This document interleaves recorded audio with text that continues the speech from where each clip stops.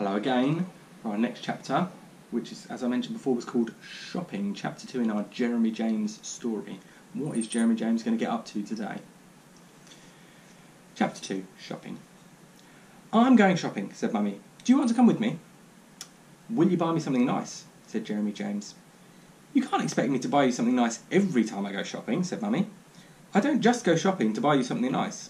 And in any case, it's the end of the month, so I can't afford it. Are you going to buy cornflakes? Said Jeremy James. Yes, said Mummy. Well, I'd sooner go without my cornflakes and have something nice instead, said Jeremy James. Said Mummy.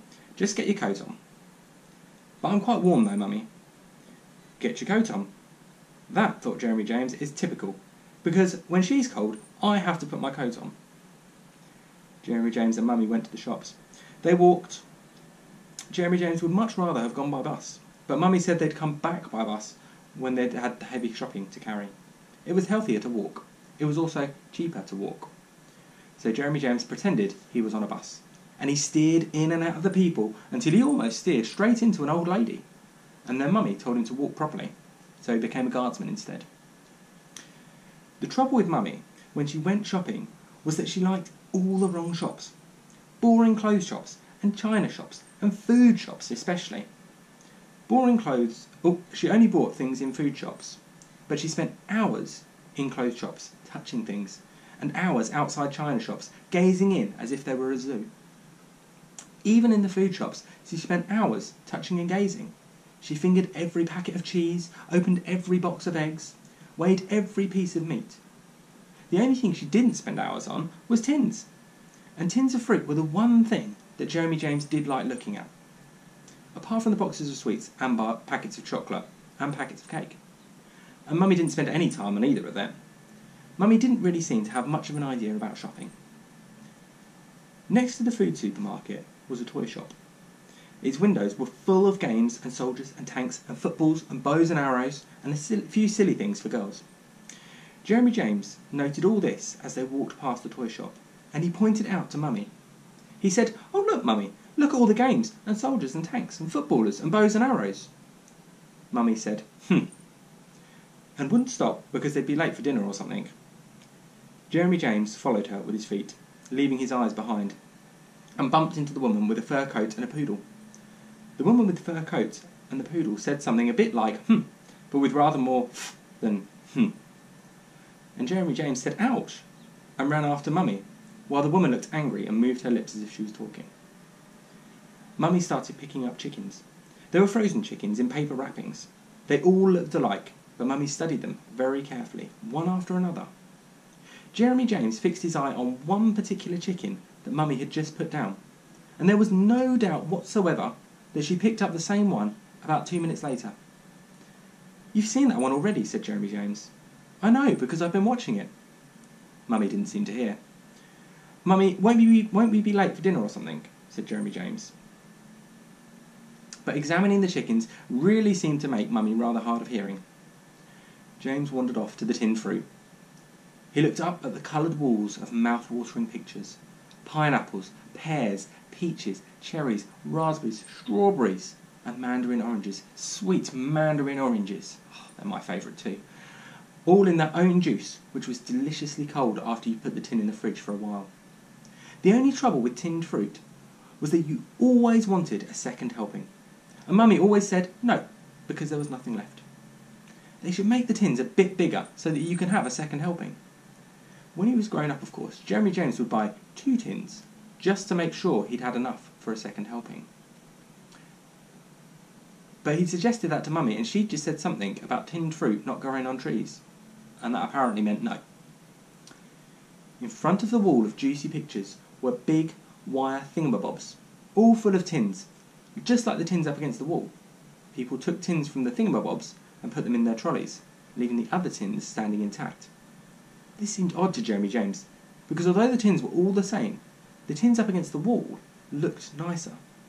They were all sort of regular and more juicy looking. Grown-ups probably don't notice these things, because when they're taking tins of fruit they're in a hurry, and they simply go for the nearest one, which is always in the wire thingamabob. Same with the cakes and bars of chocolates. They just take whatever's nearest, because they're not interested in interesting things. They only pick and choose when it's boring things like meat or cheese or chickens. The more Jeremy James studied the wall of tins, the more obvious it became that these were the best tins. That was why the people who owned the shop put them further away. They were probably saving them for themselves when the shop closed. After all, when Mum brought fresh pears, peaches, oranges, apples and so on, some were always nicer than others. And she always insisted that they should eat the nasty ones first of all. That must be the way grown-ups did things. Nasties first, nice ones later. It was the same with dinner and dessert. She never let him have dessert until he'd finished his dinner. And he had to have his bath before he could have his bedtime story. And he had to tidy his room before he got a piece of chocolate. Nasties first. That was the rule. And so the best tins of fruit were those against the wall. And the best tins must be the ones most difficult to get at. The last tin that anyone could reach must be the tin that everyone would want. It must be that tin. He was right in front of the mandarin oranges. That tin, right in the middle of the bottom row. But Jeremy James, imagine saying to Mummy, "Mummy, this is the best tin of mandarin oranges in the whole shop." And Mummy would say that he's a clever boy, and that she might buy him an ice cream, even though it was the end of the month. In fact, she might make it his regular job to find the best tin of fruit. Jeremy James smiled to himself. Life is simple when you use your brain. He looked around quickly to make sure the shop people weren't looking, because you could be quite certain they'd try and stop him taking the best one. No one was looking. Jeremy James eased past the wire thingamabob. He bent down and he put his hand around the best tin of mandarin oranges in the whole shop.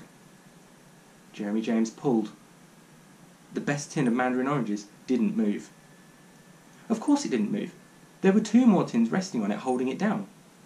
And so with his left hand, Jeremy James pushed on the 2 tins holding the tin down. And with his right hand, he pulled the best tin of mandarin oranges. And then a strange and terrible thing happened. The wall of tins seemed to do a kind of knees bend, and then the tins started falling. First of all, they fell from around the best tin, which wasn't there anymore. And then they fell all over the place. Some fell on Jeremy James, but he quickly jumped out of the way and stood behind the wire thingamabob watching. Tins were bouncing and rolling everywhere. It wasn't just the mandarin oranges. Peaches, pears and pineapples joined in as well. And people in the shop stopped moving around and turned to look in the direction of the tins of fruit. And 2 or 3 shop people came hurrying along with pale faces and frowning eyebrows. And an old lady pointed at her foot and limped away muttering. And a baby cried. And more tins fell and rolled. And a big shop man in a grey suit started giving orders and making other people in the shop run around.